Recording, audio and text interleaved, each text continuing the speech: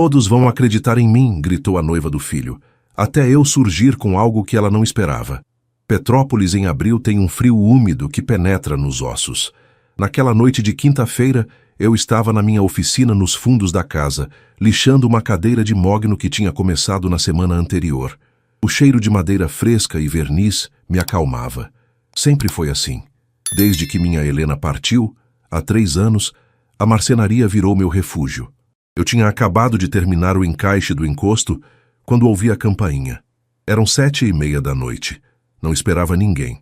Limpei as mãos no avental, atravessei o quintal e fui até a porta da frente. Quando abri, meu filho Maurício estava ali, sorrindo daquele jeito que ele só sorria quando estava realmente feliz. Pai, desculpa não ter avisado antes. Ao lado dele, uma mulher. Bonita, cabelos longos e lisos, maquiagem impecável, vestido que devia ter custado caro. Ela sorriu para mim, mas o sorriso não chegou aos olhos. Pai, essa é a Fabiana, Maurício disse, passando o braço pela cintura dela com orgulho. Fabiana, esse é meu pai, Roberto Carlos. Ela estendeu a mão delicada, com unhas perfeitamente feitas. Muito prazer, seu Roberto. Maurício fala tanto do senhor. O prazer é meu, respondi, apertando a mão dela. A pele era macia, mas o aperto foi fraco, displicente. Entrem, por favor. Desculpa a bagunça. Eu estava trabalhando na oficina. Se você está acompanhando essa história, deixe nos comentários de onde você nos assiste e se inscreva no canal para não perder os próximos capítulos. Eles entraram e eu preparei um café rápido enquanto Maurício me contava animado sobre como tinha conhecido Fabiana em um evento de arquitetura 3 meses atrás. Ela trabalha com consultoria de imagem, pai. Ajuda empresas a construírem a marca delas. É incrível. Fabiana sorriu modestamente. Ah, Maurício exagera. Eu só ajudo as pessoas a se apresentarem melhor. Sentamos na sala. A conversa fluiu, mas desde o início eu senti algo estranho. Quando perguntei de onde ela era, Fabiana disse do Rio de forma vaga. Quando perguntei sobre a família, ela mudou de assunto rapidamente. Ah, minha família é pequena e meio distante. Prefiro não falar muito sobre isso. Maurício não percebeu. Ele estava encantado, olhando para ela como se fosse a 8ª maravilha do mundo. Mas eu percebi. Percebi a tensão nos ombros dela quando certas perguntas eram feitas. Percebi como ela ensaiava as respostas, como se tivesse decorado um roteiro. E então, ela cometeu um erro. Eu estudei na PUC-Rio, ela disse quando eu perguntei sobre formação. Me formei em comunicação social em 2015. Ah, que legal, comentei casualmente. Meu irmão deu aula lá por anos. Qual campus? Ela hesitou. Apenas uma fração de segundo, mas hesitou. Gávea. Deve ter conhecido o professor Heitor Mendes, então. Ele dava aula de marketing. Ah, sim. Acho que tive aula com ele uma vez. Mentira. Meu irmão nunca deu aula na PUC. Eu tinha inventado o nome. E ela tinha mordido a isca. Meu estômago apertou. Depois que eles saíram, eu não consegui dormir. Fiquei sentado na poltrona da sala, olhando para a foto de Helena na estante. Ela sorria naquela foto, tirada em Búzios anos atrás. Minha esposa sempre teve uma intuição incrível para pessoas. Helena, sussurrei para a foto. Tem algo errado com essa moça. Eu sinto. Peguei meu celular e, mesmo sabendo que era invasão de privacidade, fiz o que qualquer pai preocupado faria. Procurei o nome dela nas redes sociais. Fabiana Almeida Costa. O perfil dela era impecável. Fotos em restaurantes chiques, viagens internacionais, eventos sofisticados. Mas algo não batia. As fotos eram recentes demais. Não havia nada antes de 2 anos atrás. Nenhuma foto de infância, de família, de formatura. Como se ela tivesse começado a existir do nada. Meu coração acelerou. No dia seguinte, liguei para o Maurício. Pai, bom dia. E aí, o que achou da Fabi? Filho, preciso conversar com você. Claro, fala. Hesitei. Não sabia como começar sem parecer o pai chato, controlador. Eu acho que você devia ir devagar com essa moça. Silêncio do outro lado. Devagar? Pai, o que você quer dizer? Quero dizer que 3 meses é muito pouco tempo. Você mal conhece ela. Eu conheço o suficiente para saber que ela é incrível. Maurício respondeu, a voz ficando tensa. Pai, eu não liguei para ouvir isso. Maurício, eu só tô preocupado. Preocupado com o quê? Que eu seja feliz? Você acha que ninguém é bom o suficiente depois que a mãe morreu? A frase me acertou como um soco. Filho, não é isso. É sim, pai. Você não consegue me ver seguir em frente, mas eu preciso. Eu amo a Fabiana. E se o senhor não consegue se alegrar por mim, então talvez seja melhor a gente ter um pouco de distância. E ele desligou. Fiquei ali segurando o telefone, sentindo meu coração se despedaçar. Naquela tarde, fui até a casa da dona Cleide, minha vizinha. Ela estava no jardim regando as flores. Quando me viu, sorriu, mas o sorriso sumiu quando viu minha expressão. Roberto, o que aconteceu? Sentamos no alpendre dela e eu contei tudo. O jantar, as mentiras, a briga com Maurício. Dona Cleide me ouviu em silêncio, os olhos atentos. Você tá certo em desconfiar, ela disse finalmente. Essa moça tem cara de quem esconde coisa. Eu vi quando eles passaram aqui ontem. Ela olhou para sua casa como se estivesse calculando quanto vale. Mas o Maurício não quer me ouvir, ele tá cego. É porque ele tá com o coração ferido ainda, Roberto. Perdeu a mãe, ficou sozinho, e agora aparece uma mulher bonita dando atenção para ele. Ele quer acreditar que é amor. E o que eu faço? Dona Cleide segurou minha mão. Você faz o que um pai faz, protege, mesmo quando o filho não quer ser protegido. Como? Ela pensou por um momento. Investiga. Se ela tá mentindo, tem que ter um rastro, tem que ter algo que prove. Você não pode acusar sem provas, senão vai perder seu filho de vez. Ela tinha razão. Naquela noite, ajoelhei ao lado da minha cama e rezei. Senhor, eu não sei o que fazer. Meu filho está se afastando de mim. Essa mulher. Eu sinto que ela vai machucar ele. Mas eu não tenho provas. Não tenho nada além dessa sensação. Por favor, me mostra o caminho. Me dá sabedoria. Me dá forças para proteger meu filho. Quando terminei, uma paz estranha tomou conta de mim. Não era alívio. Não era certeza. Mas era a sensação de que eu não estava sozinho nessa luta e que, de alguma forma, a verdade ia aparecer. Eu só precisava ter paciência e coragem. As semanas seguintes foram as mais difíceis da minha vida desde que Helena morreu. Maurício mal falava comigo. Quando eu ligava, ele atendia seco, dizia que estava ocupado, desligava rápido. Quando eu mandava mensagem, ele respondia com monossílabos. Tentei visitá-lo no escritório uma vez, mas ele me recebeu na porta, não me deixou entrar. Pai, eu tô trabalhando. Não é hora. Filho, eu só quero conversar. 5 minutos. A gente não tem nada para conversar enquanto o senhor não aceitar a Fabiana. E fechou a porta na minha cara. Eu voltei para casa com um peso no peito que mal me deixava respirar. Foi Dona Cleide quem me trouxe a ideia. Uma tarde, ela apareceu na minha porta com um pedaço de papel. Roberto, eu tenho um conhecido, um detetive particular, aposentado da Polícia Civil, homem sério, discreto. Talvez ele possa te ajudar. Olhei para o papel. Um nome. Renato Silva. Um telefone. Dona Cleide, eu não sei contratar um detetive? Isso não é meio invasivo? É invasivo? Ela perguntou firme. Ou é proteção? Roberto, se seu filho tivesse 15 anos e você desconfiasse que ele estava usando drogas, você ia investigar ou ia fingir que não está vendo? Ia investigar.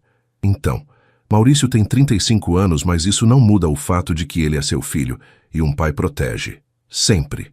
Olhei para o papel por um longo tempo. E então peguei o telefone. 2 dias depois eu estava sentado em um café discreto no centro de Petrópolis, em frente a Renato Silva. Ele era um homem de uns 45 anos, cabelos grisalhos nas têmporas, olhar penetrante mas gentil. Vestia camisa social simples e calça jeans. Seu Roberto, ele começou tomando um gole de café. Dona Cleide me contou um pouco da situação, mas eu preciso ouvir do senhor. O que exatamente o senhor quer que eu investigue? Respirei fundo. Meu filho está noivo de uma mulher chamada Fabiana Almeida Costa. Eles se conheceram há 3 meses. Ela diz que trabalha com consultoria de imagem, que estudou na PUC Rio, que vem de família boa. Mas eu sinto que ela está mentindo. Ela evita falar sobre o passado, não tem fotos antigas nas redes sociais. E quando eu testei ela com uma mentira sobre um professor, ela caiu. Renato anotava tudo em um caderninho pequeno. E o senhor quer que eu descubra o que exatamente? A verdade. Quem ela realmente é? De onde ela veio?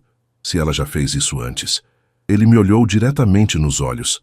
Seu Roberto, eu vou ser honesto. Esse tipo de investigação pode revelar coisas que o senhor não quer saber. E se eu não achar nada, se ela for quem diz ser, o senhor vai ter que aceitar. Eu aceito esse risco. E tem outra coisa. Essas investigações não são baratas. Não importa o preço, eu preciso proteger meu filho. Renato assentiu lentamente. Então tá. Vou precisar de todas as informações que o senhor tem sobre ela. Nome completo, redes sociais, lugares que ela frequenta, tudo. Passei tudo o que tinha. Ele guardou o caderninho e se levantou. Vou começar hoje. Em uma semana, eu tenho as primeiras informações. Apertamos as mãos. E pela primeira vez em semanas, senti uma faísca de esperança. Enquanto Renato investigava, eu tentava manter algum contato com Maurício. Mandava mensagens de bom dia, perguntava como ele estava. Dizia que sentia saudades. As respostas eram curtas, mas vinham. Era algo. Uma noite ele me mandou uma foto. Ele e Fabiana em um restaurante chique, brindando com taças de vinho. A legenda dizia, comemorando. Meu coração apertou. Comemorando o quê, filho? A resposta veio rápida. Vou te contar pessoalmente. Amanhã, almoça comigo? Pela primeira vez em semanas, ele estava me procurando. Claro, filho. Onde e que horas? Na minha casa. 12h. Vou fazer aquele macarrão que a mãe ensinava. Lágrimas encheram meus olhos. Aquele macarrão era a receita favorita da Helena. Maurício só fazia em ocasiões especiais. No dia seguinte, cheguei na casa do Maurício exatamente ao 12h. Ele morava em um apartamento moderno na área nobre de Petrópolis, com vista para as montanhas. Quando abri a porta, o cheiro de molho de tomate e manjericão me recebeu, trazendo memórias dolorosas e doces ao mesmo tempo. Pai, entra! Maurício estava na cozinha, avental amarrado, sorrindo. Parecia mais leve do que nas últimas semanas. Nos abraçamos, um abraço longo, apertado. Senti sua falta, filho. Eu também, pai. Desculpa por ter sido tão duro. Não precisa pedir desculpa. Você está vivendo sua vida. Sentamos à mesa. O macarrão estava perfeito, exatamente como Helena fazia. Conversamos sobre trabalho, sobre a oficina, sobre trivialidades. E então, Maurício respirou fundo. Pai, eu te chamei aqui porque eu queria te contar pessoalmente antes de mais ninguém. Meu coração acelerou. Contar o quê? Ele sorriu, os olhos brilhando. Eu pedi a Fabiana em casamento, e ela disse sim. O mundo parou. Vocês vão casar? Sim, eu sei que é rápido, eu sei. Mas, pai, quando a gente sabe, a gente sabe. Eu amo ela, e ela me faz feliz de um jeito que eu não sentia há anos. Tentei sorrir, tentei parecer feliz por ele. Mas meu peito estava apertado, minha garganta fechada. Quando? Foi tudo o que consegui perguntar. Daqui a 2 meses. A gente não quer esperar. Vai ser uma cerimônia simples. Só família próxima e amigos. 2 meses. Apenas 2 meses para Renato descobrir a verdade. Apenas 2 meses para salvar meu filho. Pai, o senhor não vai dizer nada? Não vai me parabenizar? Olhei para ele. Meu filho, meu único filho. E menti. Parabéns, Maurício. Se você é feliz, eu sou feliz. Ele se levantou e me abraçou. Obrigado, pai. Isso significa tudo para mim.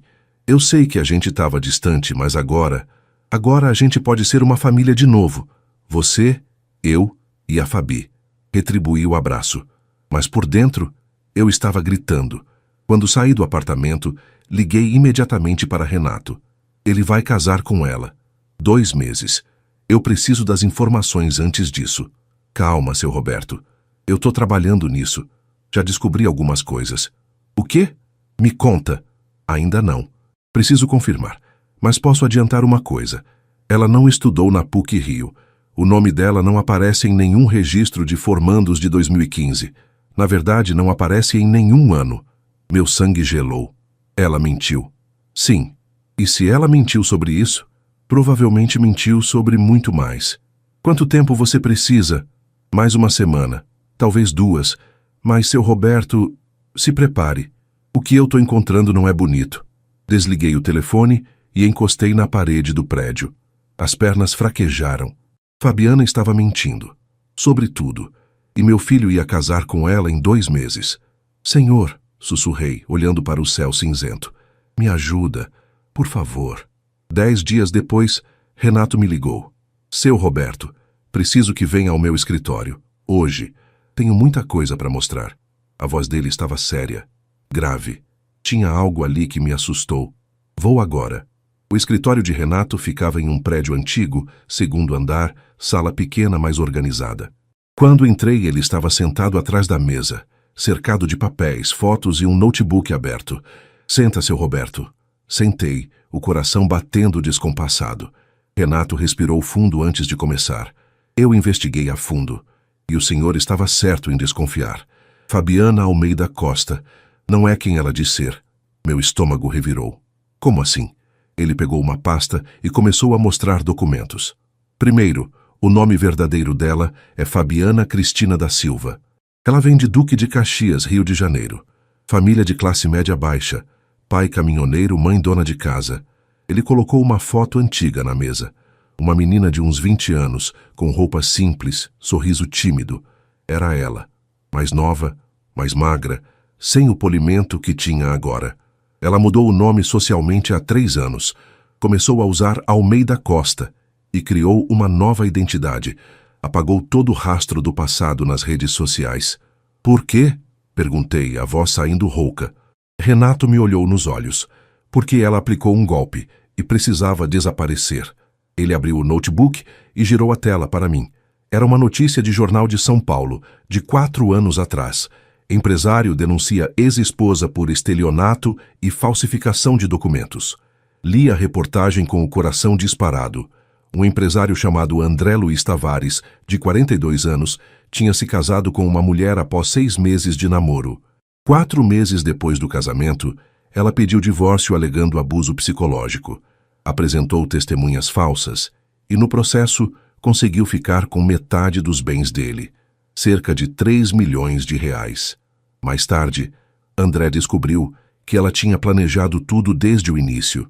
Tinha contratado pessoas para fingirem ser amigas que presenciaram os abusos. Tinha gravações editadas, tinha fotos forjadas. Esse empresário, ele quase se suicidou. Renato continuou. Passou 2 anos internado tratando depressão. Perdeu tudo. E essa mulher, minha voz falhou. Era a Fabiana? Renato colocou outra foto na mesa. A mulher ao lado de André na foto do casamento. Era Fabiana, mais jovem, cabelo diferente, mas era ela. Sem dúvida nenhuma. As lágrimas vieram antes que eu pudesse segurar. Meu filho tá caindo no mesmo golpe. Sim, Renato confirmou, a voz pesada. E tem mais. Ele colocou prints de conversas na mesa. Eram mensagens entre Fabiana e uma mulher chamada Tina, em um aplicativo de mensagens. Fabiana: esse aqui é moleza. Filho único, pai viúvo com grana. Vou casar, esperar uns meses e pedir divórcio. Já tenho as testemunhas prontas. Tina: e se o velho desconfiar? Fabiana: ele já desconfiou. Mas o Maurício tá cego, não acredita no pai. Melhor ainda, fica mais fácil isolar ele. Tina: VC é demais, kkk. Quanto VC acha que vai tirar dessa vez? Fabiana: uns 5 milhões no mínimo. O pai tem propriedades, o filho tem o escritório. Eu vou ficar rica. Não consegui ler mais. Coloquei as mãos no rosto e chorei. Chorei de raiva, de medo, de impotência. Renato esperou em silêncio até eu me recompor. Seu Roberto, ele disse suavemente, o senhor precisa mostrar isso para o seu filho. Agora. Ele não vai acreditar. Respondi, a voz quebrada. Ele tá apaixonado. Vai dizer que eu inventei, que paguei alguém para forjar isso. Então mostre para outras pessoas. Família, amigos. Deixe que eles convençam ele. Ele não tem mais ninguém, só tem eu. E ele tá me afastando por causa dela. Renato se recostou na cadeira pensativo. Então o senhor tem 2 opções. Ou faz um escândalo agora e arrisca perder seu filho de vez, ou espera até o casamento. O casamento? Sim. No casamento, na frente de todo mundo, o senhor levanta e mostra as provas. Ali, ele não vai poder fingir que não viu. E todo mundo vai saber quem ela realmente é. A ideia me revirou o estômago. Isso vai destruir ele. Vai, mas vai salvar ele também. Fiquei em silêncio por um longo tempo. Então, finalmente, tomei a decisão. Vou esperar o casamento. Mas você precisa continuar investigando. Preciso de mais provas. Preciso de tudo. Vou fazer isso. E seu Roberto, o senhor é um pai corajoso. Não me sinto corajoso. Me sinto apavorado. É aí que está a coragem. Fazer o certo mesmo com medo. Saí do escritório de Renato com a pasta de provas embaixo do braço. Voltei para casa, tranquei a porta e guardei tudo em um cofre que eu tinha no quarto. Depois ajoelhei ao lado da cama. Senhor, eu tô com medo. Medo de perder meu filho. Medo de machucá-lo, mas eu não posso deixar que essa mulher destrua a vida dele. Me dá forças, me guia e protege meu menino, por favor. Naquela noite não consegui dormir. Apenas fiquei deitado no escuro, olhando para o teto, contando os dias até o casamento. 52 dias. 52 dias até o momento em que eu teria que quebrar o coração do meu filho para salvar a vida dele. 3 semanas depois, recebi o convite de casamento. Foi entregue por Maurício pessoalmente. Ele apareceu em casa no sábado de manhã, sorridente, trazendo um envelope dourado com detalhes em relevo. Pai, vim te entregar isso em mãos. Abri o envelope. O convite era elegante, papel caro, letras douradas. Maurício Henrique Martins e Fabiana Almeida Costa têm a honra de convidá-lo para celebrar sua união. Data: 1 mês e 1 semana à frente. Local: Quinta dos Girassóis, uma fazenda de eventos luxuosa nos arredores de Petrópolis. Tá lindo, filho, consegui dizer. A Fabi escolheu tudo, ela tem um gosto incrível. Ele fez uma pausa. Pai, eu sei que a gente teve nossas diferenças, mas você vai estar lá, né? Não consigo imaginar meu casamento sem você. Olhei nos olhos dele. Meu filho, meu menino. Até eu vou estar lá, Maurício. Pode ter certeza disso. Ele me abraçou forte. Obrigado, pai. Isso significa tudo para mim. Quando ele saiu, olhei para o convite por um longo tempo. E então, com mãos firmes, coloquei-o na mesa. Aquele seria o cenário da verdade. Nos dias seguintes, Fabiana começou a aparecer mais. Ela vinha com Maurício almoçar em casa aos domingos, sempre sorridente, sempre atenciosa.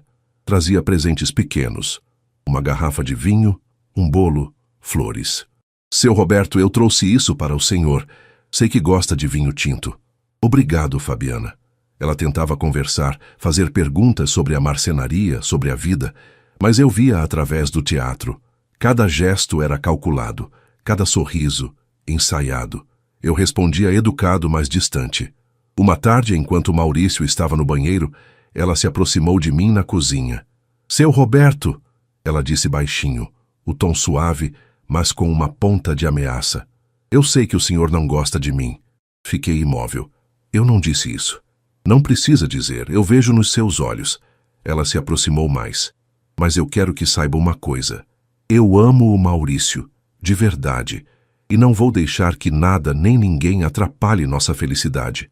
Era um aviso, claro como água. Se você ama ele de verdade, respondi mantendo a voz firme, então você não tem nada a temer. Ela sorriu, mas não foi um sorriso gentil. Foi um sorriso de quem estava jogando xadrez e achava que estava ganhando. Exatamente. Quando Maurício voltou, ela mudou completamente. Virou a noiva doce e apaixonada de novo. Mas eu tinha visto a máscara cair. E isso só fortaleceu minha determinação. 1 semana antes do casamento, Renato me ligou novamente. Seu Roberto, consegui algo grande. Preciso que venha aqui. Fui imediatamente. Quando cheguei ao escritório, havia uma mulher lá. Uns 32 anos, cabelos cacheados, olhos cansados, mas determinados. Seu Roberto, essa é a Valentina, a Tina. Renato apresentou. A ex-melhor amiga da Fabiana. Tina estendeu a mão e eu apertei confuso. Prazer, mas por que você está aqui? Ela se sentou, respirou fundo. Porque eu tô com remorso. Porque eu ajudei ela a fazer isso com o empresário de São Paulo. Eu fui uma das testemunhas falsas. Menti no tribunal. Disse que vi ele agredindo ela, tudo mentira. Meu coração disparou. E você está disposta a confessar isso? Sim, porque depois daquilo, eu vi o que aconteceu com aquele homem, ele quase morreu, e eu não consigo mais dormir à noite sabendo que ajudei nisso. Ela me olhou com lágrimas nos olhos. Quando o Renato me encontrou e contou o que ela está fazendo de novo, eu decidi que dessa vez eu não vou ficar calada. Você tem provas? Ela pegou o celular e mostrou as mesmas conversas que Renato tinha me mostrado. Mas havia mais, áudios, vídeos. Em um dos áudios, Fabiana dizia claramente: "O Maurício é perfeito. Ele é frágil desde que a mãe morreu. Fácil de manipular. O pai desconfia, mas isso até ajuda. Posso fazer o Maurício me ver como vítima. Vai ser moleza." Ouvi tudo com o estômago embrulhado. "Tina, você aceita testemunhar, na frente de todo mundo no casamento?" Ela hesitou. "Isso pode me dar problemas legais. Eu vou ter que confessar que menti antes." "Eu sei, mas é a coisa certa a fazer." Ela ficou em silêncio por um longo momento. Então assentiu. "Tá bom, eu vou. Mas, por favor, salve o filho do Senhor. Não deixe ela destruir ele como destruiu o André." Apertei a mão dela com força. "Obrigado. Você não faz ideia do quanto isso significa." Naquela noite organizei tudo. Todas as provas estavam em uma pasta. Documentos, fotos, prints, áudios, testemunho da Tina. Tudo pronto. Eu sabia o que precisava fazer. Mas saber não tornava menos doloroso. 2 dias antes do casamento, Maurício me ligou animado. "Pai, tem o ensaio da cerimônia amanhã. Você pode ir?" "Claro, filho. E depois a gente vai jantar todos juntos. Eu, você, a Fabi e alguns amigos. Vai ser legal. Vou estar lá." Quando desliguei, olhei para a pasta sobre a mesa. Mais 2 dias. Só mais 2 dias. E a verdade viria à tona. E meu filho finalmente saberia quem Fabiana realmente era. Sentei na poltrona e rezei. "Senhor, me dá coragem. Me dá as palavras certas. E protege o coração do meu filho, porque o que vem vai doer muito." E pela primeira vez, senti que Deus estava me respondendo. Não com palavras, mas com uma paz que não fazia sentido.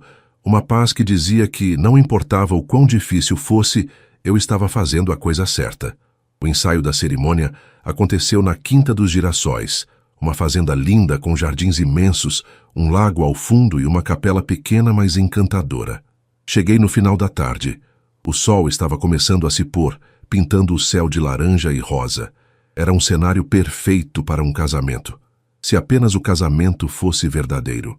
Maurício me recebeu com um abraço apertado. "Pai, que bom que você veio. Vem, deixa eu te mostrar onde vai ser tudo." Ele estava radiante, mais feliz do que eu tinha visto em anos. Meu coração se partiu um pouco mais. Fabiana estava próxima ao altar, conversando com a cerimonialista. Quando me viu, acenou com um sorriso perfeito. Teatral. O ensaio durou cerca de 1 hora. Eles praticaram a entrada, os votos, a troca de alianças. Maurício me chamou para ensaiar a parte em que o pai entrega a noiva. No caso dele, o noivo sendo entregue por mim ao novo caminho. Fiquei ali, ao lado do meu filho, na frente daquele altar improvisado, e tentei não chorar. "Pai, você tá bem?" Maurício sussurrou. "Tô, filho. Só emocionado." Ele sorriu, pensando que era emoção de alegria, mas era desespero. Depois do ensaio, fomos todos jantar em um restaurante próximo. Maurício tinha convidado alguns amigos próximos. Fabiana trouxe 2 amigas que eu tinha certeza serem as testemunhas falsas para o futuro divórcio. E eu estava lá, tentando manter a compostura. Durante o jantar, Fabiana fez um brinde. "Eu queria agradecer a todos por estarem aqui. Esses últimos meses foram os mais felizes da minha vida. E Maurício..." Ela olhou para ele com olhos brilhantes. "Você é o homem dos meus sonhos. Mal posso esperar para passar o resto da vida ao seu lado." Todos aplaudiram. Maurício a beijou emocionado. Eu fingi beber do meu vinho, mas apenas molhei os lábios. No final da noite, quando todos estavam saindo, eu pedi para falar com Maurício em particular. "Filho, posso conversar com você? Só nós 2? Fabiana imediatamente se tensionou. "Maurício, tá tarde, a gente precisa ir." "Fabi, é só 1 minuto." Maurício a interrompeu gentilmente. "Vou ali com meu pai e já volto." Fomos até o estacionamento, longe de todos. "Filho, eu preciso te pedir uma coisa." "Claro, pai, o que é?" Respirei fundo. Essa era minha última chance de fazer isso do jeito certo, do jeito menos doloroso. "Adia o casamento." Ele franziu a testa. "O quê?" "Só por alguns meses. Não precisa cancelar. Só dar um tempo, para ter certeza." "Pai, a gente já conversou sobre isso." Eu sei. Mas, filho, por favor, me escuta. Só dessa vez. Eu tenho um sentimento ruim, muito ruim. E eu nunca pedi nada para você, mas tô pedindo agora. Maurício me olhou com uma mistura de tristeza e frustração. Pai, eu não posso fazer isso, eu amo ela. E daqui a 2 dias eu vou casar com ela, com ou sem sua bênção. Maurício, não, pai, chega. Eu respeito o senhor, mas o senhor precisa me respeitar também. Essa é minha vida, minha escolha, e eu escolhi a Fabiana.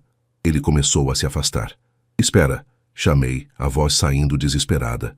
E se eu te provar que ela não é quem diz ser? Maurício parou, virou lentamente. Provar como? Hesitei. Não era assim que eu queria fazer. Não era assim que deveria ser. Mas ele estava me dando uma última chance. Eu tenho provas sobre o passado dela, sobre quem ela realmente é. A expressão dele mudou, de tristeza para raiva. O senhor me investigou? Investigou ela? Filho, eu precisava... O senhor me investigou? Ele gritou, e algumas pessoas no estacionamento olharam. Que tipo de pai faz isso? Um pai que ama o filho e quer protegê-lo. Me proteger, me proteger? Ele riu, mas era uma risada amarga. O senhor está tentando controlar minha vida. Tá com ciúmes, tá com medo de me perder. Não é isso. É sim. Ele estava chorando agora, de raiva e de dor. Desde que a mãe morreu, o senhor não consegue me deixar viver. Não consegue aceitar que eu cresci, que eu tenho minha própria vida.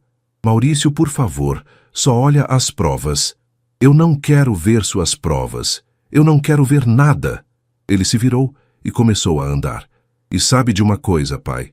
Se o senhor aparecer no meu casamento com essa história, eu nunca mais vou falar com o senhor. Nunca mais. Eu fiquei ali, paralisado, vendo meu filho se afastar. Fabiana apareceu ao lado dele, abraçou-o e me lançou um olhar triunfante antes de entrarem no carro. E então eles partiram. Voltei para casa em estado de choque. Entrei, tranquei a porta e desabei no sofá. Ele tinha me dado um ultimato. Ou eu ficava calado e deixava o casamento acontecer, ou eu revelava a verdade e perdia meu filho para sempre. Peguei a foto de Helena na estante e conversei com ela como se ela estivesse ali. Helena, eu não sei o que fazer. Se eu falar, ele me odeia. Se eu não falar, ela destrói ele. O que eu faço? Silêncio. Apenas o tic-tac do relógio na parede. Olhei para a pasta com as provas sobre a mesa de centro. E então finalmente tomei minha decisão. Eu ia ao casamento. Eu ia revelar a verdade. E se Maurício me odiasse pelo resto da vida, pelo menos ele estaria vivo e seguro, porque no final, ser pai não é sobre ser amado, é sobre proteger, mesmo quando dói, mesmo quando custa tudo. O dia amanheceu claro e ensolarado. Um sábado perfeito de setembro, o tipo de dia que parece feito sob medida para celebrações, mas para mim parecia o dia mais sombrio da minha vida. Vesti meu melhor terno, o azul marinho que Helena tinha me dado no nosso aniversário de 30 anos de casados. Ajeitei a gravata no espelho e por um momento apenas olhei para meu próprio reflexo. 62 anos. Cabelos grisalhos, rugas ao redor dos olhos, mãos calejadas de décadas de trabalho. Um homem comum, um pai comum, prestes a fazer a coisa mais difícil da sua vida.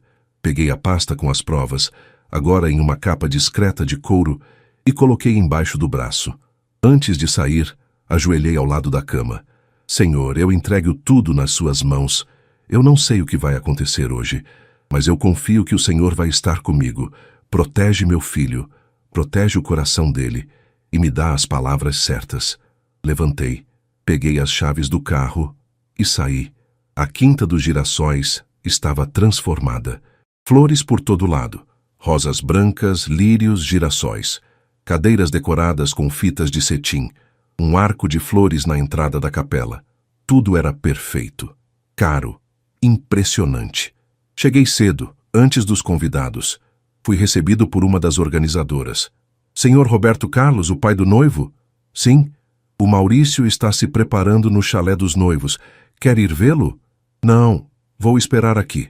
Ela pareceu surpresa, mas não insistiu. Sentei em um banco próximo ao lago, segurando a pasta, observando o movimento dos funcionários ajeitando os últimos detalhes. Os convidados começaram a chegar por volta das 3 da tarde. Cerca de 80 pessoas. Amigos de Maurício, colegas de trabalho, conhecidos, e do lado de Fabiana, pessoas que eu nunca tinha visto. Família, supostamente.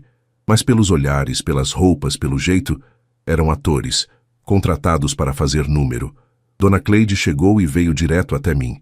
Roberto, você vai fazer mesmo? Vou. E se der errado? Não importa. Eu preciso tentar. Ela segurou minha mão com força. Eu vou estar rezando.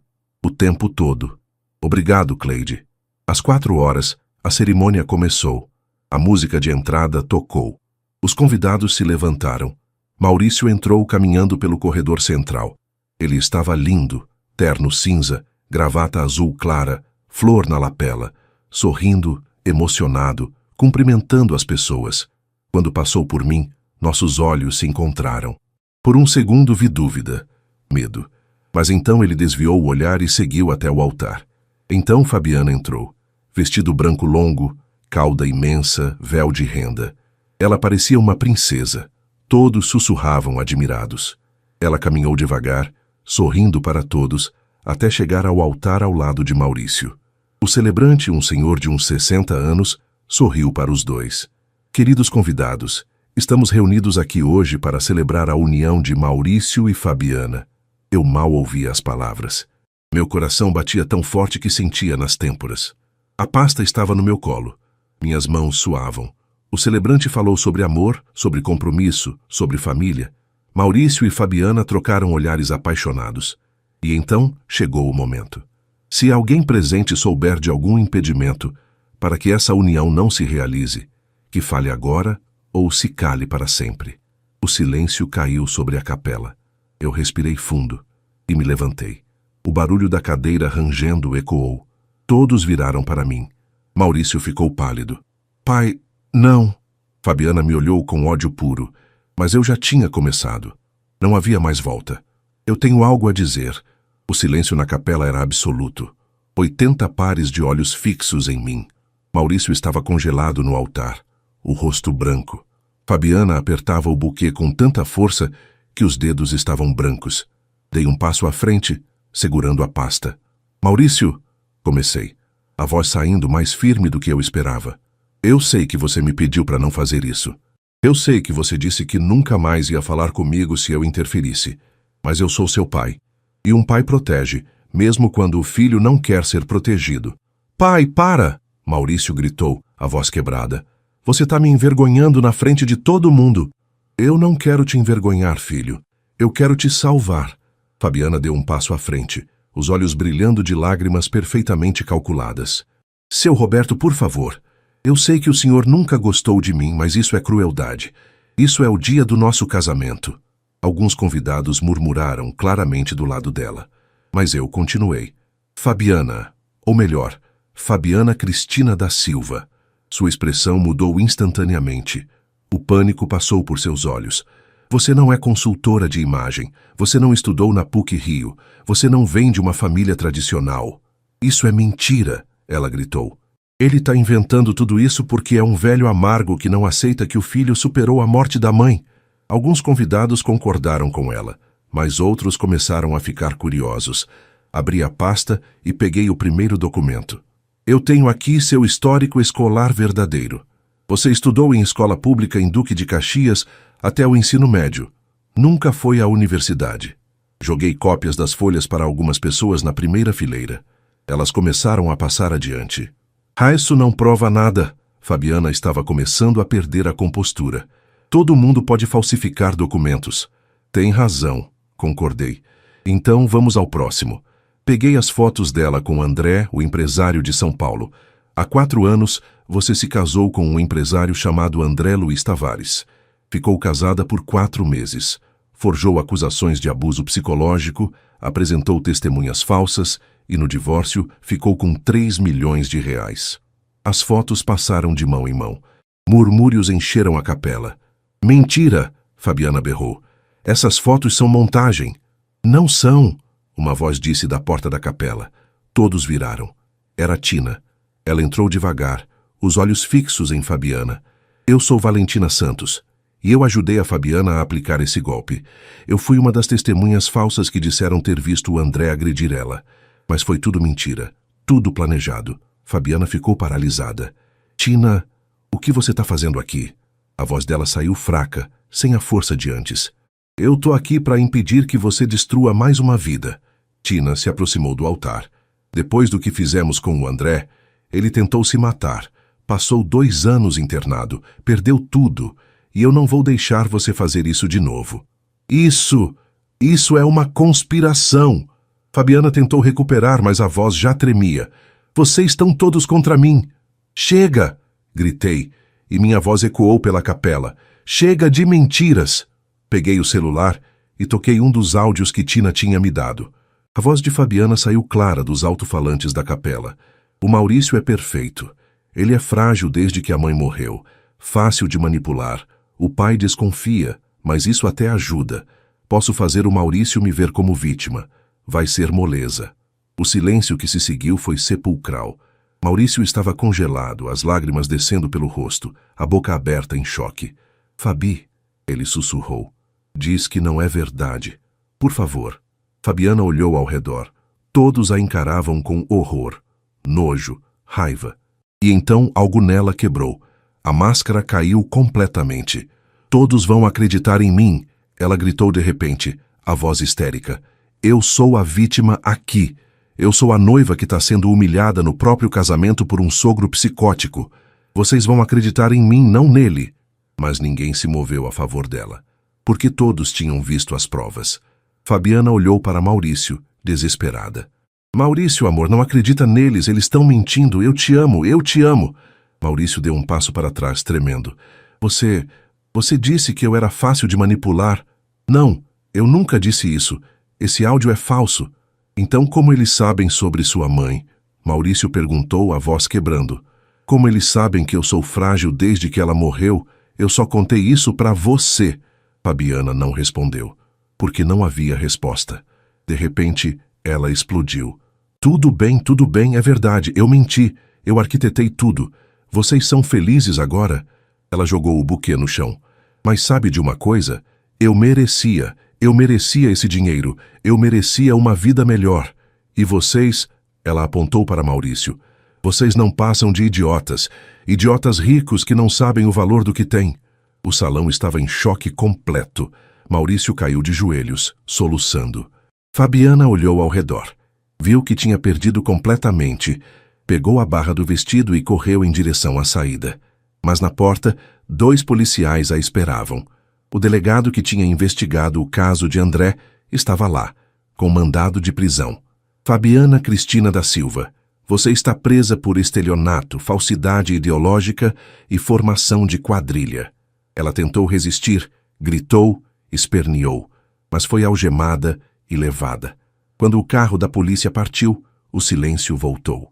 Eu me aproximei de Maurício, que ainda estava ajoelhado no altar, chorando descontroladamente. Filho, ele levantou o rosto para mim. Estava destruído. Pai, você tinha razão. Eu não acreditei em você. Me ajoelhei ao lado dele e o abracei. Não importa, filho. O que importa é que você está seguro agora. Ele se agarrou a mim e chorou como não chorava desde que era criança. E eu segurei meu menino, meu filho, e deixei que ele derramasse toda a dor. Os dias que se seguiram foram os mais difíceis. Maurício se trancou no apartamento dele. Não atendia ligações, não respondia mensagens. Apenas ficava lá, sozinho, processando a traição. Eu ia até lá todos os dias. Levava comida, batia na porta, deixava recados. Na maioria das vezes ele não abria, mas eu não desistia. No 5º dia, a porta finalmente abriu. Maurício estava irreconhecível. Barba por fazer, olheiras profundas, roupas amarrotadas. O apartamento estava bagunçado, cortinas fechadas. Filho, minha voz falhou ao vê-lo assim. Ele não disse nada. Apenas se afastou, deixando que eu entrasse. Fechei a porta atrás de mim e fui direto à cozinha. Abri as cortinas, deixando a luz do dia entrar. Comecei a lavar a louça acumulada na pia. Maurício se sentou no sofá observando. Pai, por que você continua vindo?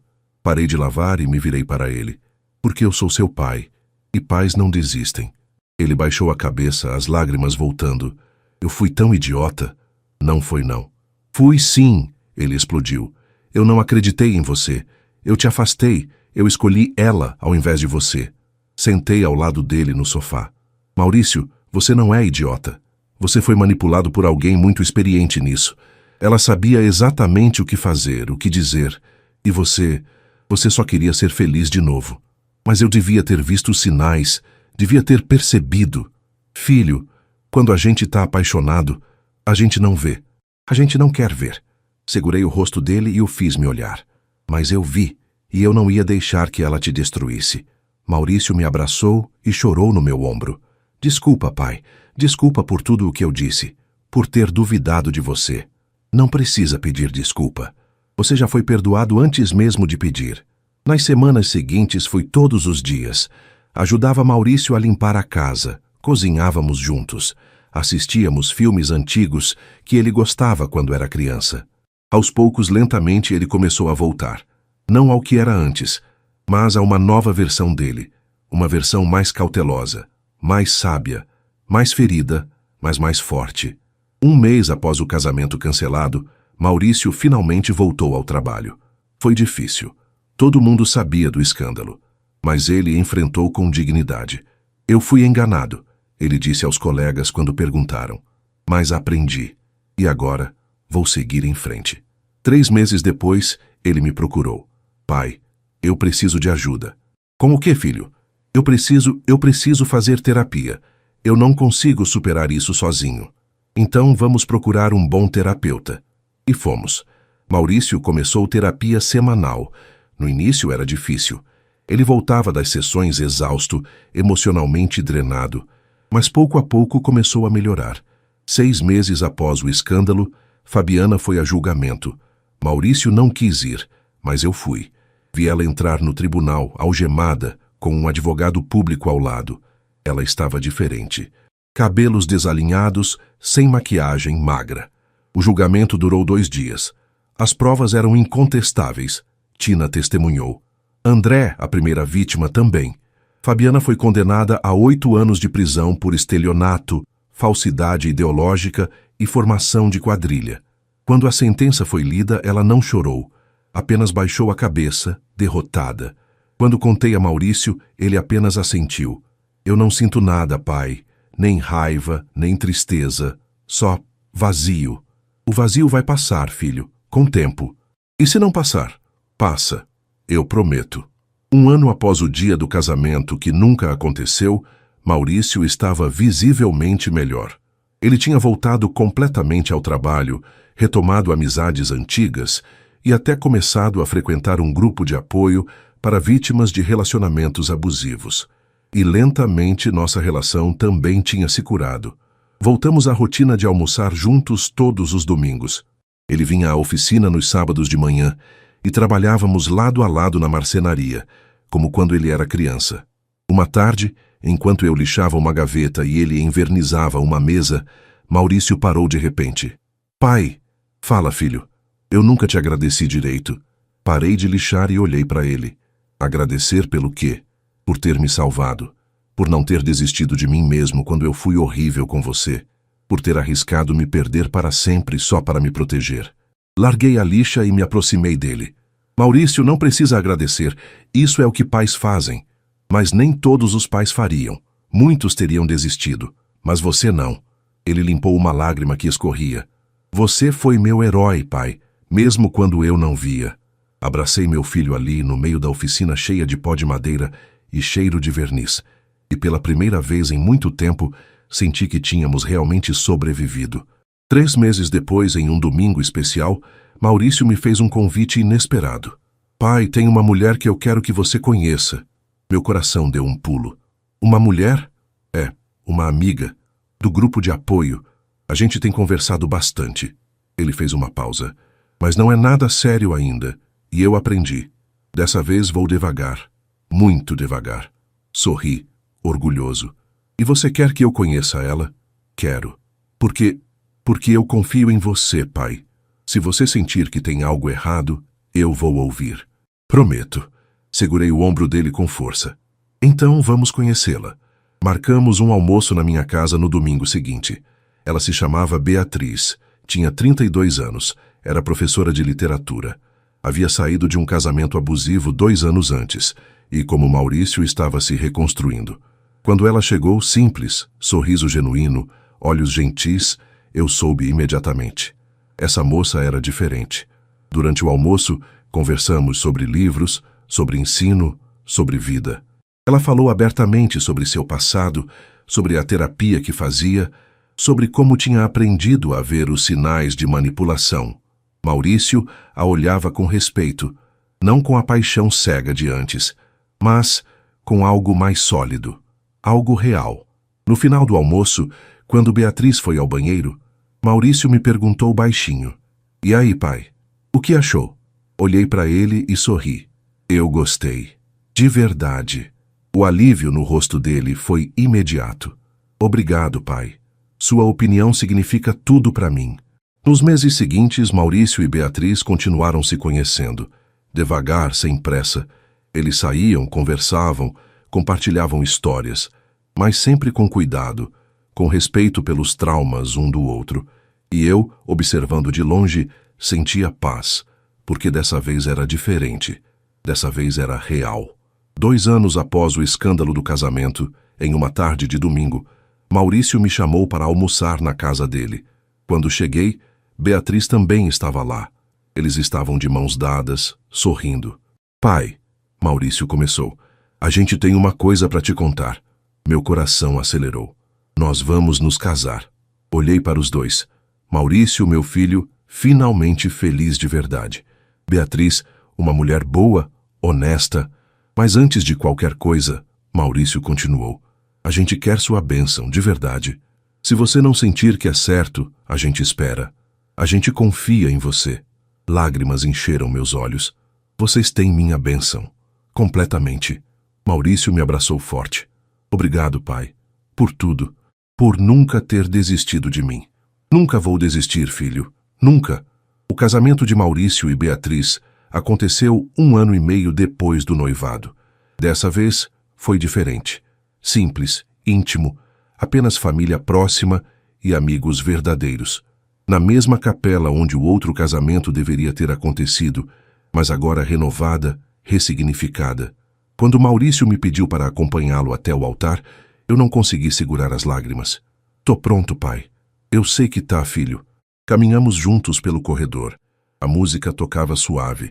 Beatriz estava linda, simples, sorrindo com os olhos cheios de lágrimas de felicidade. Quando chegamos ao altar, o celebrante sorriu. "Quem entrega este noivo?"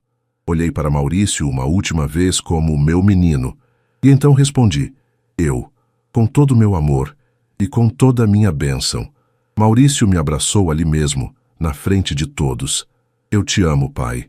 Obrigado por nunca ter desistido." "Eu te amo também, filho. Sempre." A cerimônia foi linda. Simples, verdadeira, cheia de amor genuíno. Quando o celebrante perguntou se alguém tinha alguma objeção, todos riram, incluindo eu. Não havia objeções, apenas alegria. Maurício e Beatriz trocaram votos emocionantes. Prometeram ser honestos, ser parceiros, crescer juntos. E quando finalmente foram declarados marido e mulher, o salão explodiu em aplausos. Na recepção, durante o jantar, Maurício pediu a palavra. "Eu queria agradecer a todos por estarem aqui hoje, especialmente ao meu pai." Ele olhou para mim emocionado. "Pai, há 3 anos eu quase cometi o maior erro da minha vida. Eu estava cego, manipulado, perdido. E você arriscou me perder para sempre só para me salvar. Você enfrentou a humilhação pública, enfrentou minha raiva, enfrentou tudo por amor." Ele fez uma pausa, limpando as lágrimas. "Eu não seria o homem que sou hoje se não fosse por você. Você me ensinou o que é amor verdadeiro, não o amor cego, mas o amor que protege, o amor que não desiste, o amor que diz a verdade mesmo quando dói." Todos aplaudiram. Maurício veio até mim e me abraçou. "Obrigado, pai, por tudo." Meses se passaram. Maurício e Beatriz construíram uma vida linda juntos. Compraram uma casa pequena nos arredores de Petrópolis. Adotaram um cachorro. Começaram a planejar o futuro. E eu finalmente senti que podia respirar. Meu filho estava seguro, feliz, amado de verdade. 2 manhãs após o primeiro aniversário de casamento deles, Maurício me ligou. "Pai, pode vir aqui em casa? Tenho uma surpresa." Quando cheguei, Beatriz abriu a porta com um sorriso enorme. Seu Roberto, entra! Maurício estava na sala, segurando um envelope. Pai, senta. Sentei, curioso. Ele me entregou o envelope. Abri. Dentro, uma foto de ultrassom. Meu coração parou. Vocês vão... Sim, Maurício disse, rindo e chorando ao mesmo tempo. Você vai ser avô. Não consegui falar. Apenas abracei meu filho e minha nora, chorando de alegria. 7 meses depois, em uma manhã de maio, nasceu Helena, homenagem à minha falecida esposa. Quando segurei minha neta pela primeira vez, senti algo se completar dentro de mim. Toda a dor, toda a luta, todo o sofrimento tinha valido a pena. Hoje, quando olho para trás, vejo claramente o caminho. Foi doloroso, foi difícil.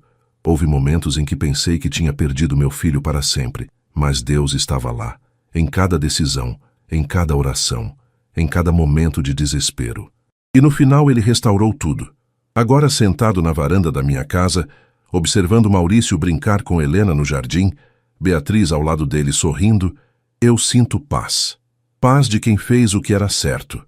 Paz de quem não desistiu. Paz de quem confiou. Mesmo quando tudo parecia perdido. Olho para o céu e sussurro: obrigado, Senhor, por ter me dado forças, por ter me guiado, por ter protegido meu filho. E pela primeira vez em anos, sinto Helena ao meu lado. Não fisicamente, mas espiritualmente. Ela está sorrindo, orgulhosa. Você fez certo, amor. Eu quase posso ouvi-la dizer. Você salvou nosso filho. Maurício se aproxima, Helena no colo. Pai, quer segurar ela? Pego minha neta, tão pequena, tão frágil, tão perfeita, e olho nos olhos do meu filho. Filho, um dia quando ela crescer, você vai ter que protegê-la, mesmo quando ela não entender, mesmo quando ela ficar com raiva de você, porque é isso que pais fazem. Maurício sorri, compreendendo. Eu sei, pai. Você me ensinou. E assim, enquanto o sol se põe sobre as montanhas de Petrópolis, pintando o céu de laranja e rosa, eu seguro minha neta e observo meu filho. A tempestade passou. A dor se transformou em vitória. E o amor verdadeiro, que protege, que não desiste, que salva, venceu. Porque no final é isso que importa. Não o dinheiro, não a aparência, não as mentiras, mas o amor. O amor de um pai que nunca desiste. O amor de um Deus que nunca abandona. E o amor de uma família que, apesar de tudo, permanece. Roberto Carlos passou pela provação mais difícil que um pai pode enfrentar: ver seu filho se apaixonar pela pessoa errada e ser rejeitado ao tentar protegê-lo. Mas ele não desistiu. Mesmo com medo, mesmo com dor, mesmo arriscando perder o filho para sempre, ele fez o que era certo. E no final, o amor verdadeiro venceu. Porque amor não é apenas aceitar. Amor é proteger. Amor é dizer a verdade mesmo quando dói. Amor é estar presente mesmo quando não somos queridos. Roberto Carlos nos ensina que ser pai não é sobre ser amado. É sobre amar, incondicionalmente, corajosamente, eternamente. Limpe agora o chão, gritou minha nora após derrubar a taça de vinho. Depois ela se arrependeu. Meu nome é José Roberto, tenho 59 anos e moro sozinho em Poços de Caldas, no interior de Minas Gerais. Minha casa é simples, mas tem um jardim que eu cuido todos os dias. Ali eu planto rosas, manjericão e algumas hortaliças. É onde converso com Deus e sinto a presença de Helena, minha esposa, que partiu há 3 anos. Helena era tudo para mim. Professora aposentada, mulher de fibra, mãe dedicada. Quando o câncer levou ela, levou também parte de mim. Mas eu segui em frente, porque era isso que ela teria querido. Criei meus 2 filhos com amor e sacrifício. Fernando, o mais velho, hoje tem 32 anos. Trabalha em Belo Horizonte, numa empresa grande de tecnologia. É casado com Patrícia e tem a Isabela, minha netinha de 5 anos, que é a luz dos meus olhos. Luciana, minha caçula de 28 anos, é professora também, igualzinha à mãe. Mora em Varginha, mas sempre dá um jeito de vir me visitar. Ela me liga toda semana. Pergunta se estou comendo direito, se o remédio da pressão não acabou. É meu porto seguro. Mas essa história começa num sábado de março, quando recebi o convite para o aniversário da Isabela. Fiquei feliz. Fazia meses que eu não via minha neta. Peguei o ônibus das 6 da manhã, levei um presente simples que comprei com minha aposentadoria. Uma boneca de pano que uma artesã da cidade fez com tanto carinho. Quando cheguei na casa de Fernando, lá pelas 2 da tarde, a festa já estava no auge. Muita gente bonita, bem vestida, taças de champanhe, salgadinhos finos. Eu, com minha calça de sarja e camisa branca passada, me senti meio deslocado. Mas era aniversário da minha neta. Eu queria estar ali. Patrícia me cumprimentou na porta.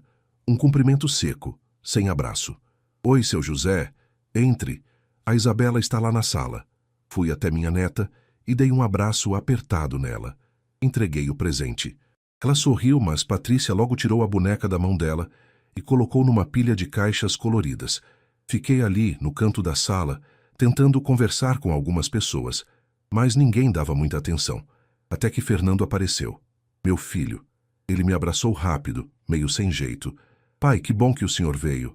Claro, filho. Não ia perder o aniversário da minha neta. Mas ele logo foi chamado por Patrícia e me deixou ali, sozinho de novo. A festa seguiu. Comida, música, risadas. Eu tentava me encaixar, mas era como se eu fosse invisível. Até que aconteceu.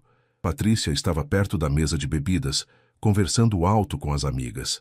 Ela segurava uma taça de vinho tinto. De repente, ela virou na minha direção. Nossos olhares se cruzaram.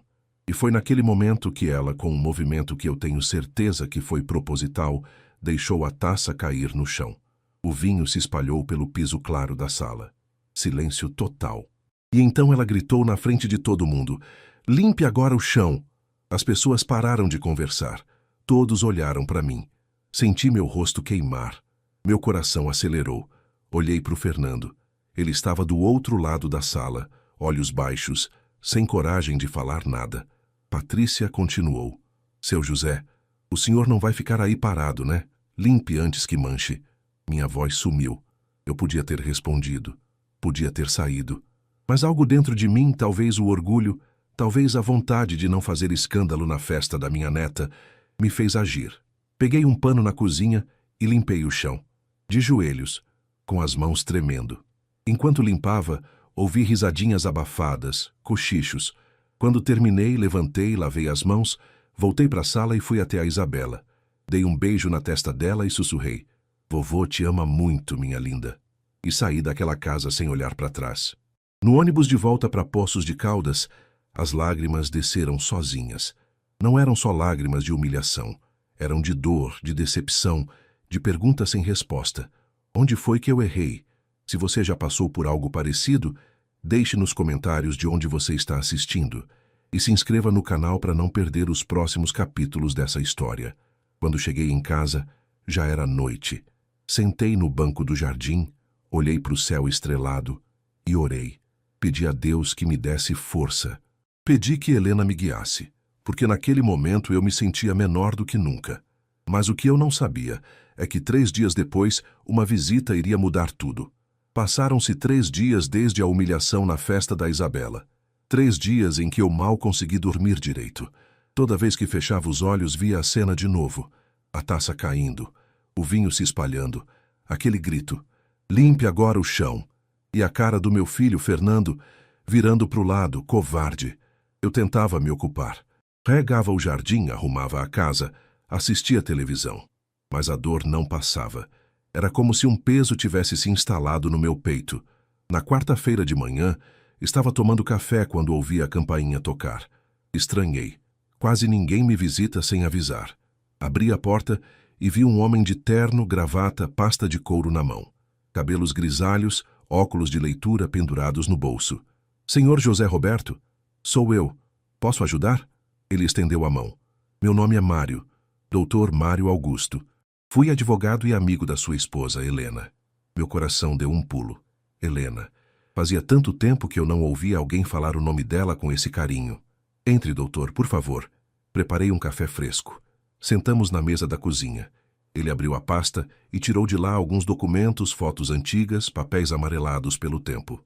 "Senhor José, eu sei que a perda da Helena foi muito difícil, mas ela me deixou uma incumbência antes de partir. Pediu que eu esperasse o momento certo para procurar o senhor." "Momento certo para quê, doutor?" Ele respirou fundo. Helena era uma mulher muito reservada. O senhor sabia que ela tinha um tio que morava no interior, lá para a banda de Andradas? Sabia, sim, mas nunca conheci ele. Ela falava pouco da família. Pois é, esse tio faleceu há 5 anos, sem deixar herdeiros diretos. A propriedade dele ficou abandonada. Uma fazenda de 20 alqueires, com mata, nascente, casa-sede. Na época não valia quase nada. Mas nos últimos 2 anos a região começou a se valorizar. Turismo rural, hotéis fazenda, interesse de investidores.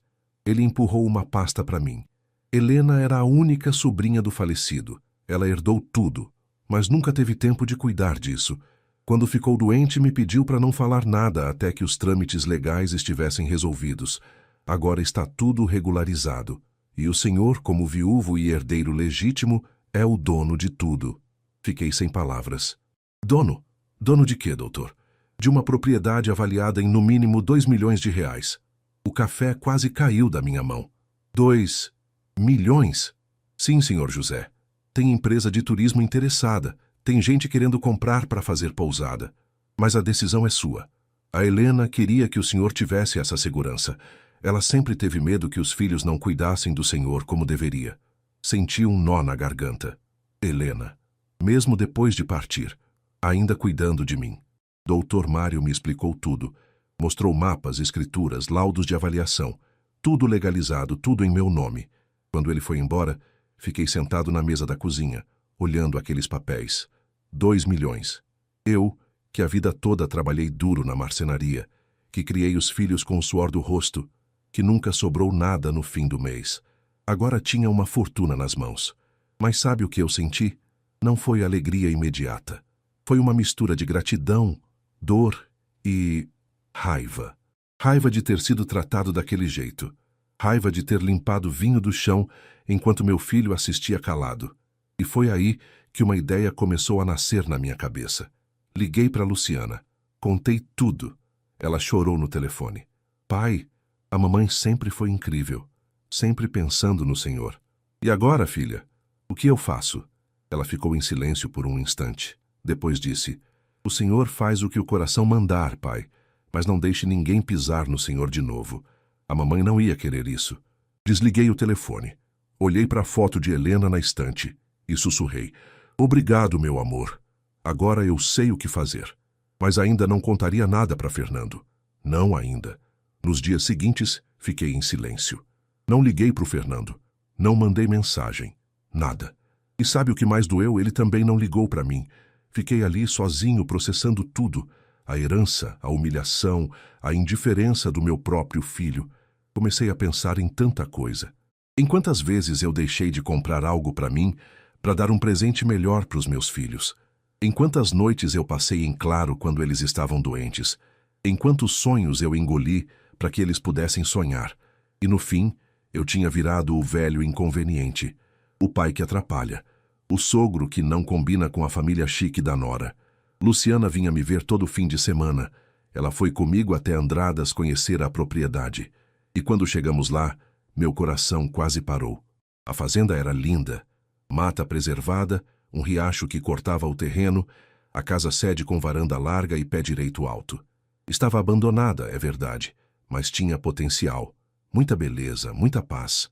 Pai, isso aqui é um tesouro, disse Luciana de olhos brilhando. É, filha, sua mãe guardou isso para mim, mas eu não sei ainda o que fazer. Ela segurou minha mão. O senhor não precisa decidir agora, mas uma coisa eu sei. O senhor merece dignidade. E se o Fernando não consegue ver isso, o problema é dele. Voltamos para Poços de Caldas, e eu comecei a pensar num plano. Não era vingança, era justiça. Era uma lição. 2 semanas depois da festa, recebi uma ligação. Era Fernando. Pai, tudo bem? A voz dele parecia cansada, culpada. Tudo, filho. Pai, eu queria pedir desculpas pelo que aconteceu na festa. Fiquei em silêncio. Deixei ele continuar. A Patrícia exagerou. Eu devia ter falado alguma coisa. Mas, sei lá, pai. Eu travei. Entendo, filho. O senhor entende? Entendo que você escolheu ficar calado. Entendo que você não teve coragem de defender seu pai na frente da sua esposa e dos amigos dela. Silêncio do outro lado. Pai, não é assim. Então, como é, Fernando? Me explica. Ele suspirou. A Patrícia, ela é difícil. Tem os padrões dela. E eu tento manter a paz. Manter a paz ou evitar o conflito? Ele não respondeu. Fernando, eu te criei para ser homem de caráter, para ter espinha dorsal, não para ser fantoche. Pai, eu preciso de um tempo, filho. Preciso pensar nas coisas. O senhor está bravo comigo? Não estou bravo. Estou decepcionado. E isso dói mais. Desliguei o telefone. E dessa vez, fui eu quem chorou. Mas no fundo, eu sabia que essa dor era necessária. Era o começo de algo novo. Porque eu tinha aprendido uma coisa naquelas últimas semanas. Respeito não se implora. Respeito se conquista. E se a minha própria família não me dava respeito, eu ia mostrar para eles quem eu realmente era. Não com raiva, não com vingança, mas com dignidade. E com a bênção que Helena tinha deixado para mim. Passou-se um mês desde a festa. Um mês em que eu mal falei com Fernando. Luciana continuava me visitando, me apoiando. Ela até me ajudou a contratar um caseiro para cuidar da fazenda em Andradas, enquanto eu decidia o que fazer com aquilo tudo. Eu estava levando minha vida, devagar, no meu ritmo. Cuidando do jardim, indo à missa, conversando com os vizinhos. Mas por dentro eu estava diferente, mais firme, mais consciente do meu valor. Foi numa terça-feira que tudo começou a mudar de novo. Eu estava na praça, sentado no banco perto do coreto, quando meu celular tocou. Era um número que eu não conhecia. Alô? Senhor José Roberto? Era uma voz feminina, jovem, educada. Sim, sou eu. Aqui é da imobiliária Vale do Sul, de Poços de Caldas. O senhor é proprietário de uma fazenda em Andradas? Meu coração acelerou. Sou sim, por quê? Temos um cliente interessado em fazer uma proposta. Ele quer conhecer o imóvel. O senhor teria disponibilidade para agendar uma visita? Claro, podemos conversar melhor. Marquei uma reunião para sexta-feira. Desliguei o telefone e fiquei pensando. As coisas estavam se movimentando. E eu ainda não tinha contado nada para o Fernando. Mas o destino, como sempre, tem um jeito de apressar as coisas. Naquela mesma semana, Patrícia estava em Poços de Caldas visitando uma amiga. E essa amiga, por coincidência, trabalhava no cartório onde os documentos da fazenda tinham sido registrados. Patrícia, curiosa como sempre, acabou ouvindo uma conversa e descobriu tudo. Na quinta-feira à noite, meu telefone tocou. Era Fernando, mas dessa vez a voz dele estava diferente, tensa, ansiosa. Pai, a gente precisa conversar. Sobre o quê, filho? Sobre uma propriedade. Uma fazenda. Fiquei em silêncio. Pai, é verdade? O senhor herdou uma fazenda? É verdade. E por que o senhor não contou nada para mim? Por que eu deveria? Silêncio do outro lado. Pai, eu sou seu filho. E eu sou seu pai, Fernando. E você me viu ser humilhado na sua casa e não fez nada. Pai, eu já pedi desculpas. Pedir desculpas não apaga o que aconteceu, nem muda o fato de que você me tratou como se eu não valesse nada. Não é isso, pai. Então o que é? Você só está me ligando agora porque descobriu que eu tenho uma propriedade? Fernando ficou mudo. Foi a Patrícia que te contou, né? Foi. Eu ri. Um riso amargo. Claro, ela descobriu e agora todo mundo está interessado no velho José Roberto. Engraçado como as coisas mudam, né, filho? Pai, não é assim. Fernando, eu vou te falar uma coisa. Sua mãe deixou essa herança para mim. E eu vou decidir o que fazer com ela. Sozinho. Sem pressão de ninguém. Mas, pai, eu sou seu filho. Eu tenho direito... E foi aí que eu perdi a paciência. Direito? Você acha que tem direito?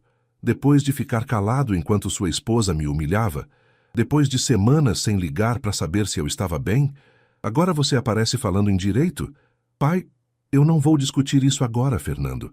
Quando eu decidir o que fazer, eu te aviso. Desliguei o telefone.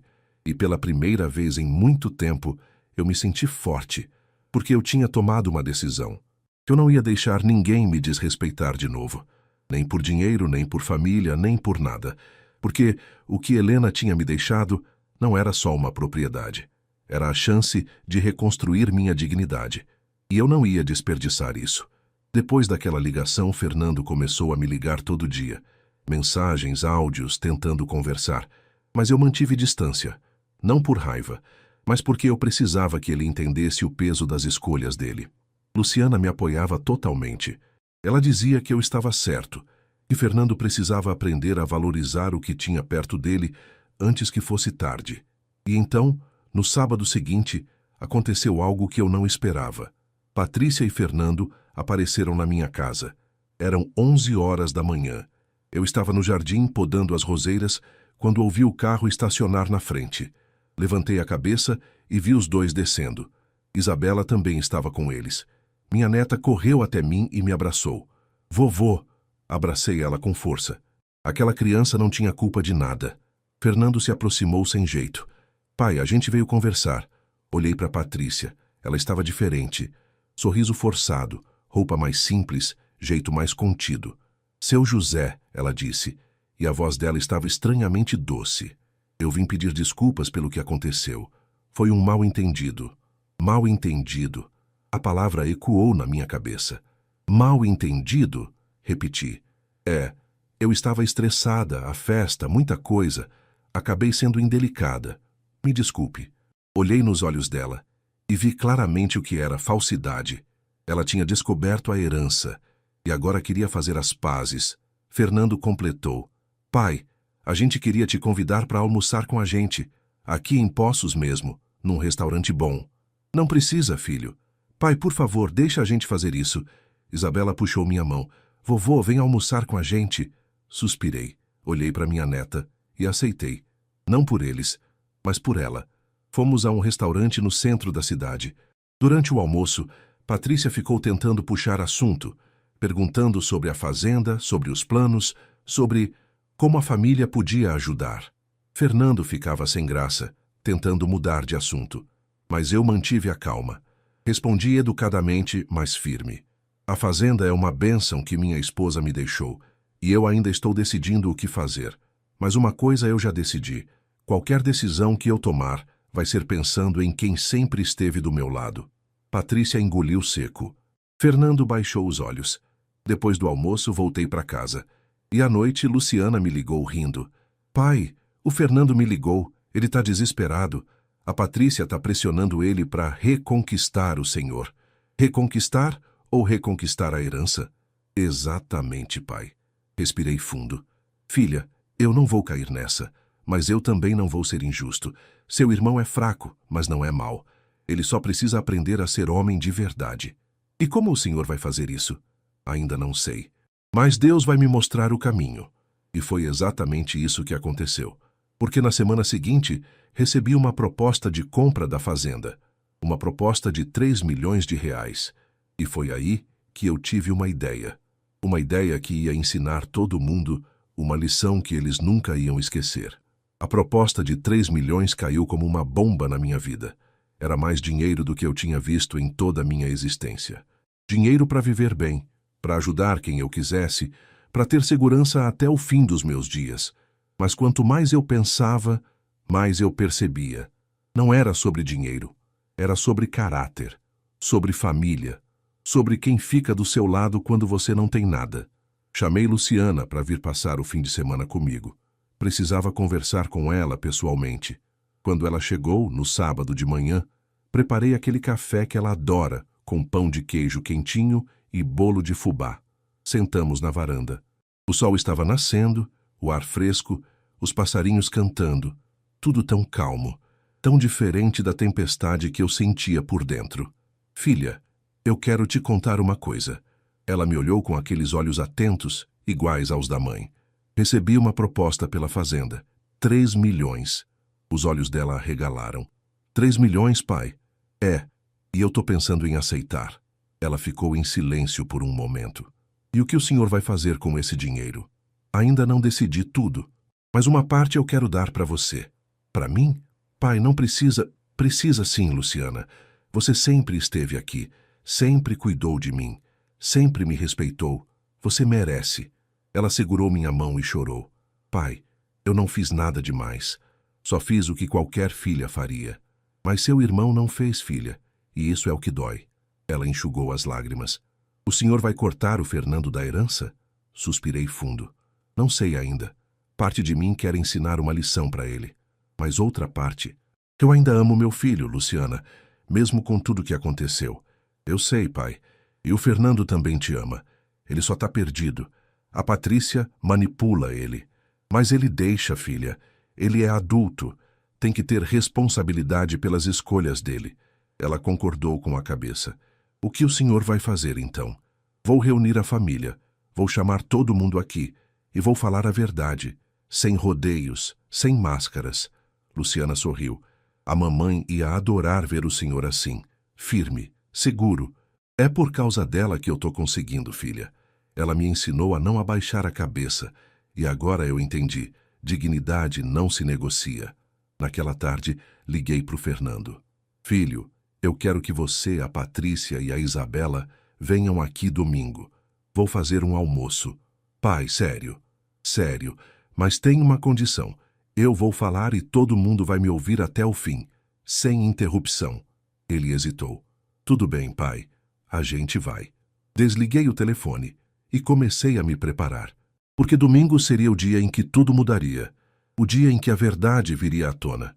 E o dia em que cada um ia descobrir o peso das próprias ações. Domingo chegou. Acordei cedo, fui à missa, rezei pela minha família e pedi a Deus que me desse sabedoria para conduzir aquela conversa. Voltei para casa e comecei a preparar o almoço.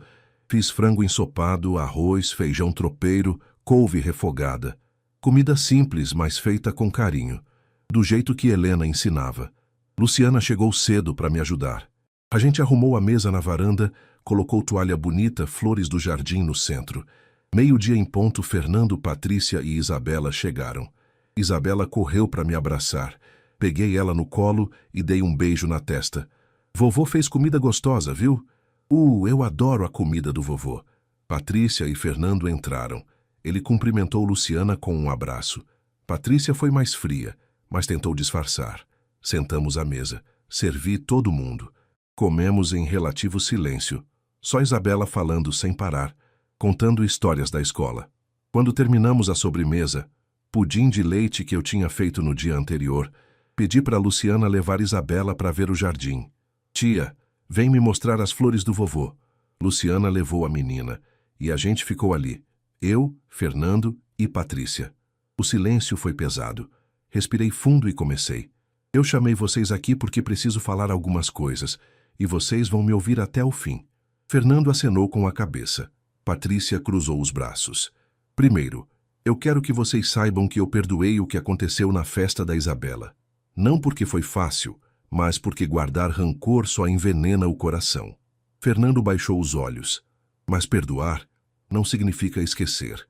Nem significa que as coisas vão voltar a ser como eram. Patrícia me olhou, tentando manter a compostura. Segundo, a propriedade que eu herdei da Helena foi uma bênção, mas não foi sorte. Foi fruto do trabalho da família dela, do suor de gente honesta. E ela guardou isso para mim porque sabia que eu ia precisar. Ela sempre foi mais sábia do que eu. Fiz uma pausa. Terceiro, eu recebi uma proposta de 3 milhões de reais pela fazenda. E eu decidi aceitar. Os olhos de Patrícia brilharam. Fernando ficou tenso. Mas antes de qualquer coisa, eu quero falar sobre família, sobre respeito, sobre o que realmente importa. Olhei direto para o Fernando. Filho, eu te criei com amor. Dei tudo o que eu podia e o que eu não podia. Passei noites em claro quando você tinha febre. Trabalhei dobrado para pagar seus estudos. E no dia que eu mais precisei de você, você ficou calado. A voz dele tremeu. Pai, deixa eu terminar. Você ficou calado porque teve medo. Medo de contrariar sua esposa. Medo de perder o conforto. Mas sabe o que você perdeu naquele dia? Você perdeu um pedaço de mim. As lágrimas desceram no rosto dele. E você, Patrícia? Ela me encarou desafiadora. Você me humilhou. Me tratou como empregado. Na frente dos seus amigos, dos seus convidados. E tudo porque você acha que eu não sou bom o suficiente para estar perto da sua família. Eu já pedi desculpas. Você pediu desculpas depois que descobriu a herança. Não antes. Ela ficou vermelha. Eu não vou ser injusto. Eu não vou tirar nada de ninguém. Mas eu vou deixar claro uma coisa. A partir de hoje, quem convive comigo, convive com respeito. Quem quiser estar na minha vida, vai estar porque me ama, não porque eu tenho dinheiro. Levantei da cadeira. Fernando, você é meu filho, e eu te amo, mas você precisa decidir que tipo de homem você quer ser. Se você quer ser marionete ou se quer ser pai de família, exemplo para sua filha. Ele chorou abertamente. Eu vou vender a fazenda. Metade do dinheiro vai para Luciana, porque ela sempre esteve aqui. A outra metade eu vou guardar para minha segurança e para ajudar quem realmente precisa. Patrícia explodiu. E o Fernando? Ele não é seu filho também? É. E exatamente por isso que eu não vou dar dinheiro para ele agora. Porque dinheiro não ensina caráter. Dinheiro não cria dignidade. Ele precisa aprender a ter espinha dorsal. E quando ele aprender, quando ele provar que é homem de verdade, aí a gente conversa. Fernando levantou e veio até mim. Pai, me perdoa. Me perdoa por tudo. Abracei meu filho. E chorei também. Eu já te perdoei, filho. Mas agora você precisa se perdoar e consertar sua vida. Patrícia saiu da mesa e foi embora sem dizer nada. Fernando ficou. E pela primeira vez em anos, a gente conversou de verdade. De pai para filho. De homem para homem. Depois daquele domingo, Fernando começou a mudar. Não foi da noite para o dia, mas aos poucos eu vi meu filho voltando a ser quem ele realmente era. Ele me ligava quase todo dia. Vinha me visitar nos fins de semana, às vezes sozinho, às vezes com Isabela, e a gente conversava. Sobre vida, sobre arrependimentos, sobre recomeços. Foi numa dessas conversas, 2 semanas depois do almoço, que ele me contou a verdade. Pai, o casamento tá ruim. Estávamos sentados no jardim, tomando café no fim da tarde. Como assim, filho? Ele suspirou fundo. A Patrícia, ela tá diferente. Desde que descobriu que o senhor não vai deixar dinheiro para mim agora, ela mudou. Fica o tempo todo reclamando, dizendo que eu devia processar o senhor, que eu tenho direitos. E o que você acha disso? Eu acho que ela tá errada, pai. O senhor tem razão, eu fui covarde. E se eu tenho que reconquistar sua confiança, eu vou reconquistar com atitude, não com dinheiro. Sorri. Aquele era o Fernando que eu tinha criado. E como tá a convivência em casa? Difícil, ela mal fala comigo. Dorme em quarto separado. Só trata a Isabela bem porque a menina não tem culpa. Mas comigo, acabou, pai. Você ama ela ainda? Ele ficou em silêncio. Depois disse, eu não sei se eu amo ela ou se eu tinha medo de ficar sozinho. Mas agora eu sei que ficar num casamento onde não tem respeito é pior do que ficar sozinho. E a Isabela? Isabela é minha prioridade. Eu vou fazer o que for preciso para proteger minha filha. Mas eu não vou continuar vivendo uma mentira. Coloquei a mão no ombro dele. Filho, casamento não é fácil. Sua mãe e eu tivemos nossos problemas também. Mas a base de tudo é respeito. Se não tem respeito, não tem nada. Eu sei, pai, e eu aprendi isso tarde demais. Naquela noite, depois que Fernando foi embora, eu orei por ele. Pedi a Deus que iluminasse o caminho do meu filho, que lhe desse sabedoria para tomar as decisões certas. E 3 dias depois, Fernando me ligou. Pai, eu pedi a separação. Fiquei em silêncio, processando. Você tem certeza? Tenho. Eu tentei conversar, tentei salvar. Mas ela deixou claro que só estava comigo por interesse. Quando percebeu que não ia ter dinheiro fácil, ela mesma sugeriu a separação. E a Isabela? A gente vai ter guarda compartilhada. Eu já conversei com um advogado. Vou alugar um apartamento menor, mais perto do trabalho. Vou recomeçar, pai. Minha voz embargou. Eu tô orgulhoso de você, filho. Ele chorou do outro lado da linha. Obrigado, pai. Obrigado por não ter desistido de mim. Filho, eu nunca vou desistir de você. Você é meu sangue. E agora você tá provando que é homem de verdade. E foi assim que, 2 meses depois do almoço da verdade, Fernando se separou de Patrícia. Não foi fácil. Ele sofreu, mas ele se manteve firme.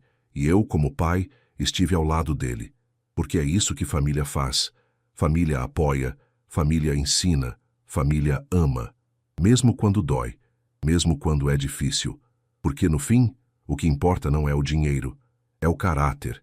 E meu filho estava reconquistando o dele. Com a venda da fazenda concretizada, o dinheiro entrou na minha conta. 3 milhões de reais. Eu que nunca tinha visto nem 100 mil juntos, agora tinha uma fortuna. Mas como eu tinha prometido, metade foi para Luciana. Ela chorou quando eu fiz a transferência. Disse que ia investir, que ia continuar trabalhando, que ia honrar a memória da mãe. A outra metade eu guardei. Não para ficar parado, mas para fazer algo que tinha nascido no meu coração.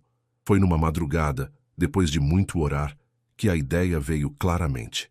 Eu ia comprar uma casa maior e transformar parte dela num espaço de acolhimento para idosos que estavam passando pelo que eu quase passei: abandono, solidão, desrespeito.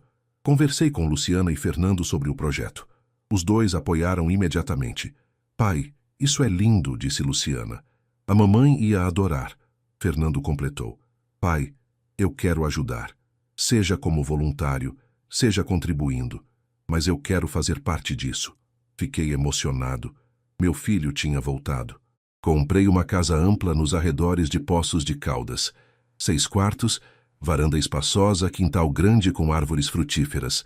Reformei tudo, adaptei para acessibilidade e abri as portas. Chamei o projeto de Casa Helena em homenagem à minha esposa. Nos primeiros meses recebemos 5 idosos, cada um com sua história de dor, de abandono, de família que virou as costas. E eu acolhi cada um como se fosse meu pai, minha mãe.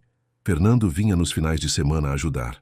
Ele levava Isabela, que adorava brincar com os vovôs e vovós da casa. Ver minha neta distribuindo sorrisos e abraços para quem tanto precisava era a maior riqueza que eu podia ter.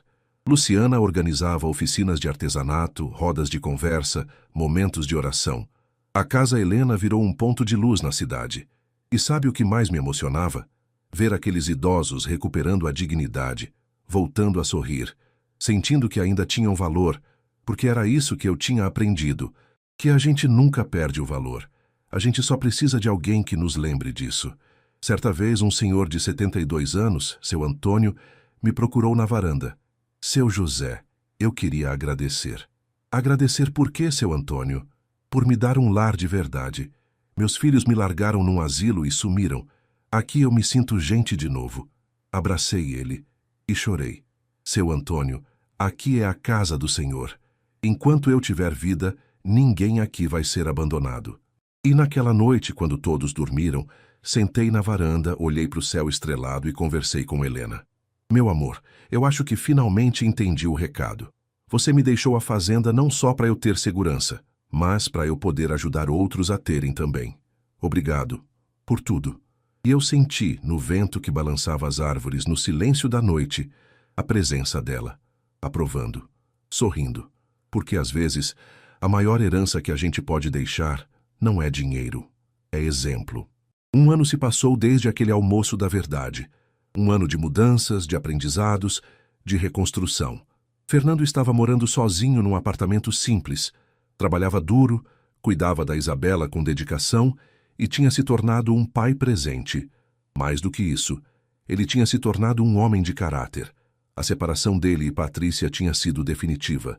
Ela saiu da vida dele sem olhar para trás. Mas Fernando não guardou mágoa. Ele simplesmente seguiu em frente.